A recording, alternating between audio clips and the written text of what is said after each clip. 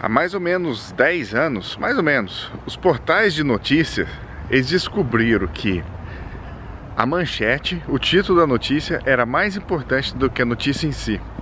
Muitas vezes, o título da notícia até não tinha muito a ver com a história lá que tava. Se você clicasse, se você fosse ler, não tinha muito a ver, mas eles entenderam que aquilo era que atraía as pessoas, aquilo era o que dava audiência.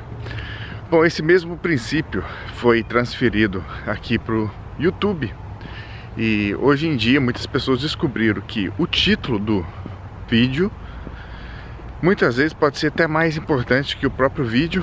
E às vezes a pessoa nem precisa estar muito coerente com o próprio título, que já vai dar visualização. Eu digo isso porque algumas pessoas descobriram que gravar vídeo dizendo o Canadá acabou, é o fim do Canadá, ou qualquer outro título desse assim, apocalíptico, gera visualização, né? E a gente vive atualmente num momento, né, uma cultura bastante pessimista, né? A gente vive num momento do mundo que a gente vê o futuro com pessimismo, né? Tudo vai dar ruim, o mundo vai acabar, o Ocidente já era, o aquecimento global, as cidades vão acabar. Enfim, essas coisas já é uma tendência relativamente recente da nossa cultura, de ser um pouco apocalíptica. Então isso acaba dando audiência.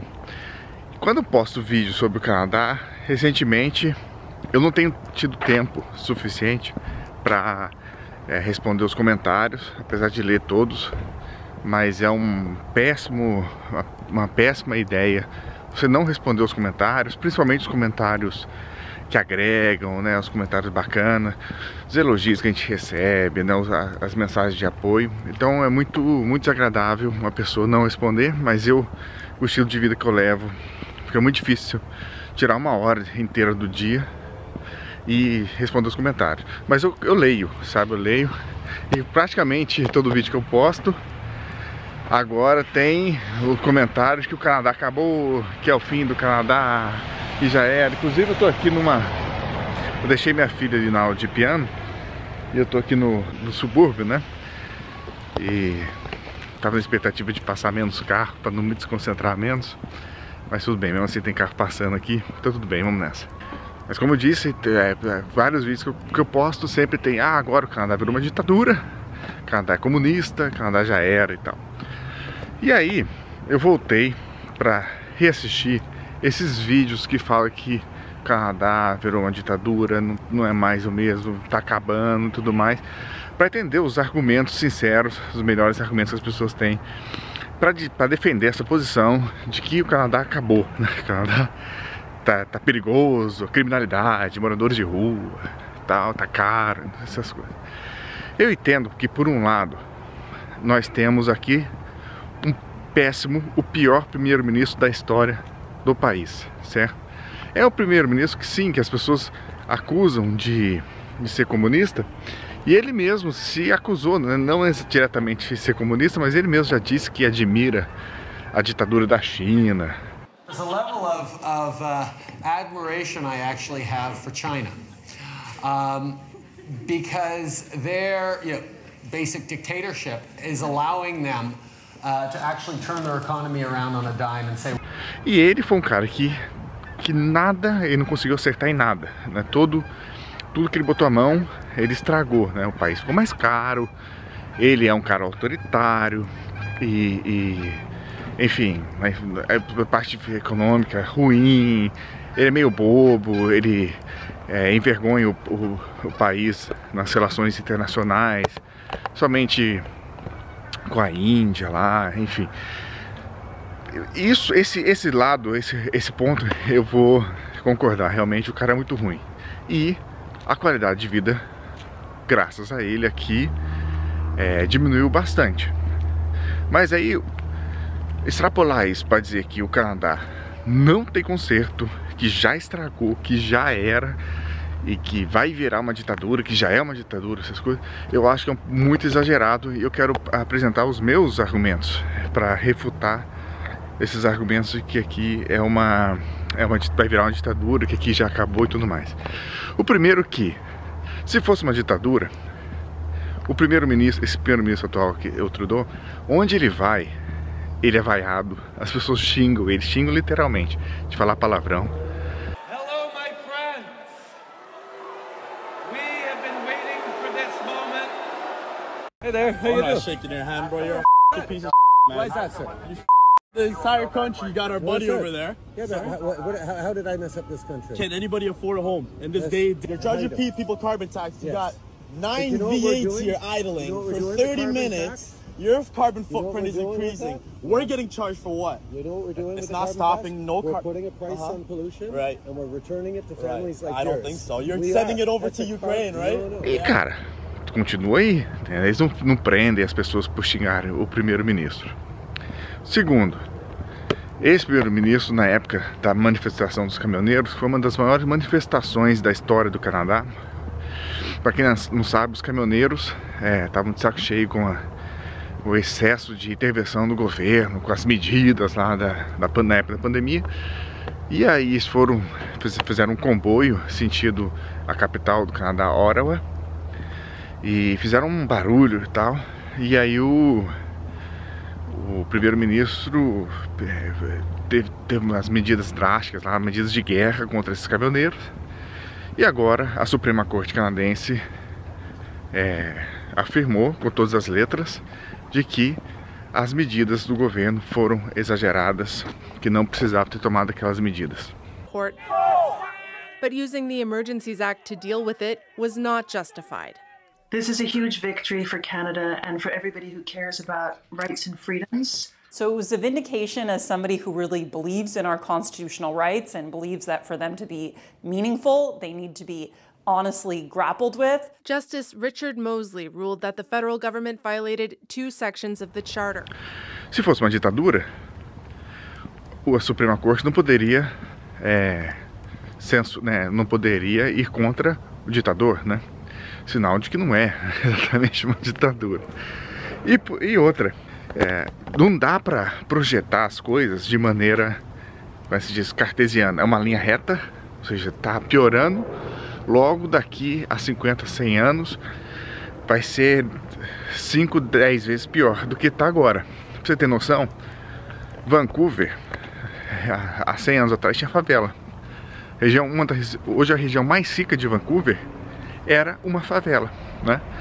No meu Instagram lá eu coloquei um pouco da história de Vancouver, de um livro de história que eu li, e eu mesmo fiquei chocado com essa informação. Falei, cara, eu não sabia que Vancouver já teve favela, mas já teve. Nunca ninguém ia imaginar que dali a 100 anos Vancouver ia ser uma das cidades mais caras, um dos metros quadrados mais caros do mundo.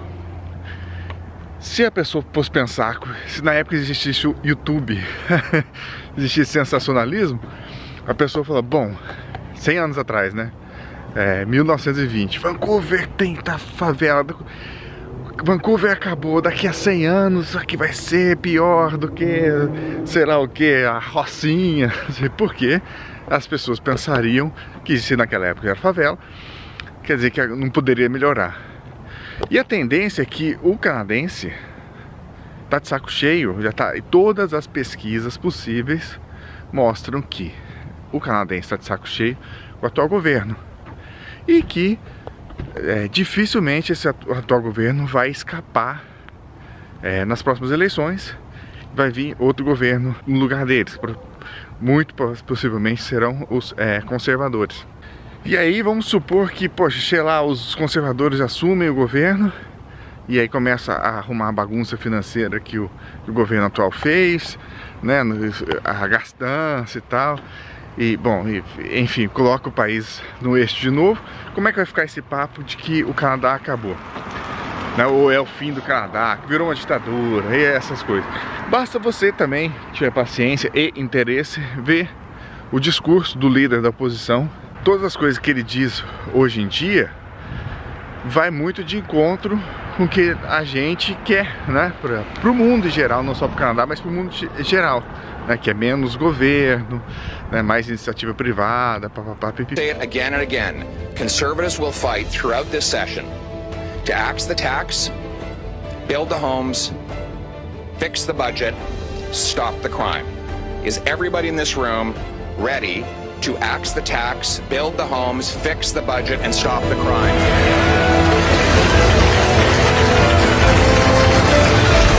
Mas aí vamos voltar lá aos argumentos das pessoas que dizem que o Canadá acabou, virou uma ditadura e tal. Tem o que tá muito perigoso, tem muito morador de rua e que tá caro. E um quarto e um quinto, né? Tá perigoso, morador de rua, tá caro. Não é mais o Canadá que eu conheci em 2008, 2009. Qual era o quinto? Me esqueci, mas já volto, eu vou lembrar dele.